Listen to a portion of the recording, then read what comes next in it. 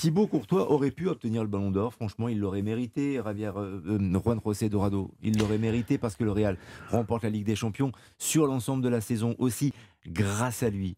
Sauf qu'il a un problème. Il est gardien.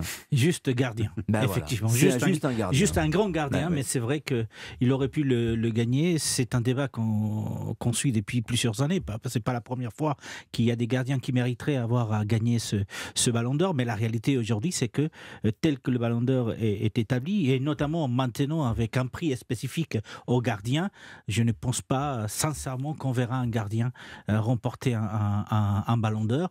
Et le fait de gagner aujourd'hui justement le prix Yacine montre que sa 6e place aurait pu être mieux, mais qu'il a déjà son trophée. Voilà. Donc c'est fini. Maigre compensation. Si vous voulez, en fin de compte, on sait aujourd'hui que c'est l'un des meilleurs gardiens au monde. Il reste quand même champion d'Espagne. C'est un homme qui a joué, que ce soit à l'Atlético de Madrid, que ce soit à Chelsea, que ce soit de nouveau avec le Real Madrid. C'est lui qui a viré, entre guillemets, Navas, puisque c'est celui qui a été voulu par Florentino Pérez et qui s'est imposé au Real Madrid. Donc aujourd'hui, il sait qu'il est le meilleur au monde. Donc il faut tout simplement être désolé du fait qu'il ne puisse pas gagner ce Ballon d'Or. Mais encore une fois, je ne pense pas qu'un gardien puisse le gagner dans les prochaines années. On va essayer de démonter ce postulat. Malheureusement, je crois que vous avez raison, Juan José Dorado, mais on va essayer de trouver des arguments qui pourraient peut-être faire inverser la tendance, Xavier Giraudon, parce qu'aujourd'hui, on ne va pas se raconter d'histoire. Le Ballon d'Or, c'est pas le trophée du meilleur joueur ou du meilleur gardien, c'est le trophée du meilleur attaquant. Oui. Franchement. Joueur offensif en tout cas. Oui, du joueur offensif. Oui, dans la logique de ce qu'on évoquait, qu'elle soit par les statistiques ou par ce côté romantique, c'est le geste. Le but, l'émotion qui fait la différence.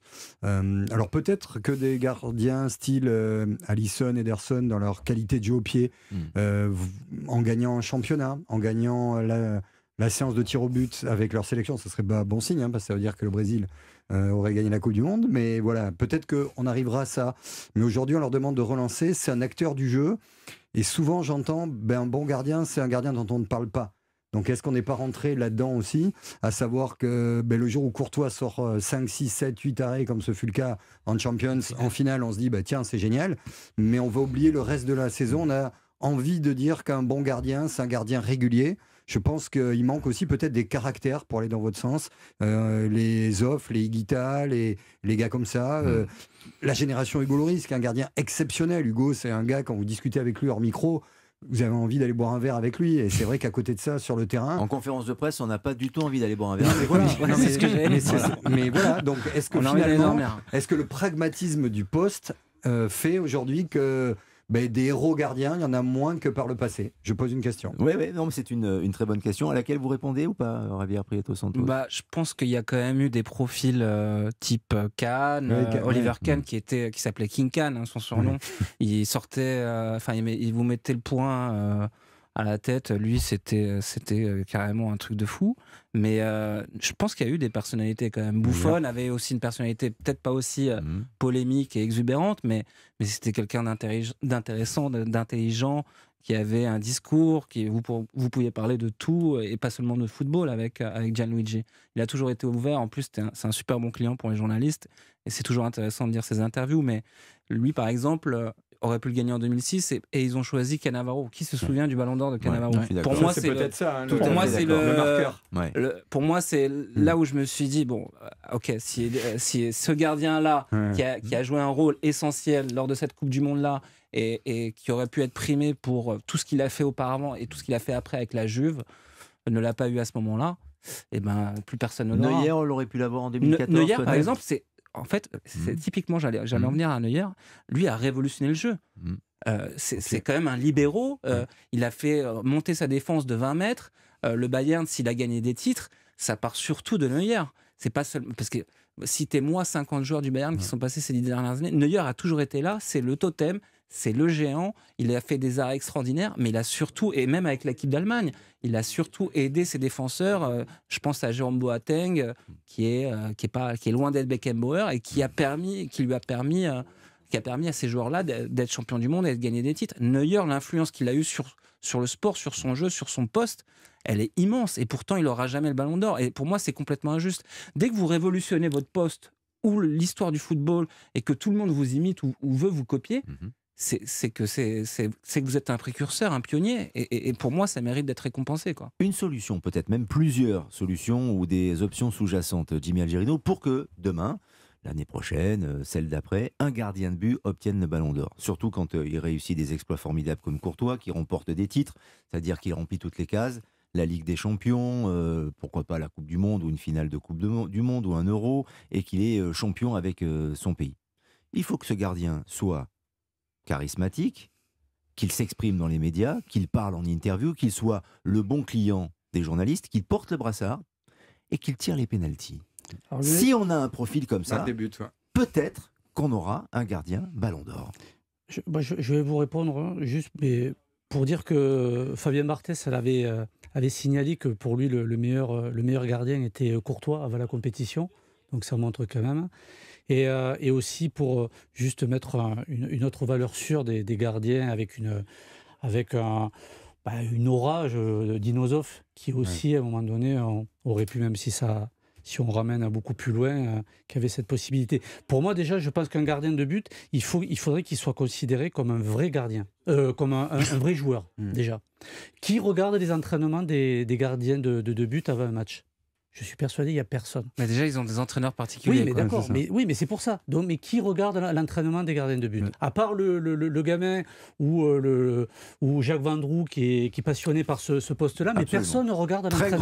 Très grand gardien français de l'histoire. Des gardiens de but. Donc déjà, considérer le gardien de but comme un joueur de football à part entière, ça veut dire dans un 11 et dans une équipe. Mais ça l'est de plus en plus. Guardiola, Cruyff, les considéraient comme des... Oui, mais sauf que je pense qu'il y a quand même beaucoup de personnes qui ne sont pas spécialistes de ce poste-là, qui même, j'irais même plus loin, qui apprécient pas à sa juste valeur le rôle de gardien de but. Je pense que l'élément que vous évoquiez, peut-être même aller plus loin, dans un football qui va bouger, malgré que certains veulent rester encore aux règles de 1980 avec la génération 3.0, 4.0, il y aura des nouvelles règles. On sait que les Américains en 94 voulaient des tiers-temps, ça fait rigoler tout le monde. Sachez que ça a été débattu quand même à la FIFA.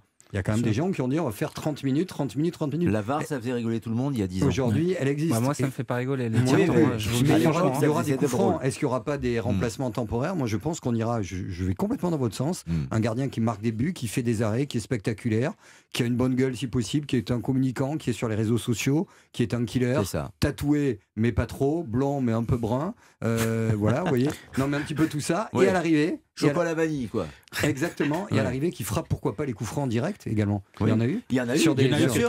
Bien sûr. Vous vous souvenez qui sont les gardiens qui tiraient les coups francs et qui ont marqué d'ailleurs Il y avait un Brésilien qui joue au Sao Paulo, j'ai plus le nom. Je ne sais pas si vous allez trouver Rogerio Ceni, absolument. Mais je ne sais pas si vous allez trouver un gardien qui a joué dans le championnat de France avec Bordeaux. Pas Pantelic ou Giresse. Pantelic, eh oui, Xavier Giraudon, bravo. Xavier Giraudon remporte le filet gardé d'Europe 1 Sport ce soir et votre point en bonbon. Mais oui, Pantelic, il était super fort. C'est ça. Je me souviens. Il a cassé la main de Thierry Roland d'ailleurs dans un tournage. C'est ça, pour un tournage, dans un reportage, absolument. Javier Prieto Santos. Juste pour finir, il n'y a aucun enfant ici ça va bientôt être la période de Noël. Aucun enfant ne va demander un maillot de gardien, ou très peu, parce qu'ils ont un maillot différent des autres, quoi. Et c'est aussi ça le problème, c'est que c'est un poste tellement à part qu'ils ne jouent pas avec un maillot du Real Madrid, du Barça, de Manchester City, ils jouent avec un maillot rose qui n'a rien à voir. Et je trouve que ça participe aussi au fait qu'ils soient écartés de toutes ces cérémonies-là. Parce que dès qu'on a un maillot différent, avec l'arbitre, c'est les seuls qui ont des maillots différents en fait. Il y a 22 acteurs et les 3 qui ont des maillots différents, c'est l'arbitre et les 2 gardiens. Donc je trouve ça les... Vous êtes en train de décrire toute la psychologie de Cédric Chasseur du service des sports d'Europe 1 qui joue gardien avec l'équipe d'Europe 1. Voilà. Et on ne comprend toujours pas. Mais ça les limite hors jeu. Mais non, mais c'est vrai. Ça peut paraître ça les met hors jeu. Créons un hashtag gardien de but.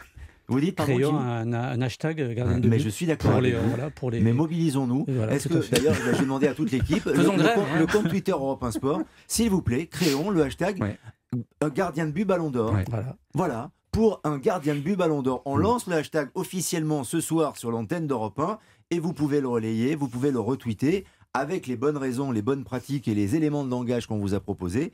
Nous voulons absolument, nous exigeons même que demain, un gardien de but soit Ballon d'Or. Ouais, c'est beau ça, Rabière, ou pas? Bah, c'est beau, et puis si en plus on peut avoir une augmentation, c'est encore mieux. Non, je rigole. Non, mais vous plaisantez ou quoi? Oui, je plaisante. Ah oui, je d'accord. plaisante. Je plaisante. Très bien. Mais oui, j'aimerais bien avoir un Ballon d'Or, gardien de but, parce qu'ils font partie du jeu. Très concrètement, aujourd'hui, on voit, si vous n'avez pas un bon gardien, vous n'allez nulle part. Il faut les considérer comme de vrais joueurs. Le football se joue dans les deux surfaces. On parle de Lewandowski, de Haaland, d'Mbappé. Mais si vous mangez 10 buts, le c'est pas la but peine, de quoi. Salah contre Manchester City, passe décisive du gardien de but.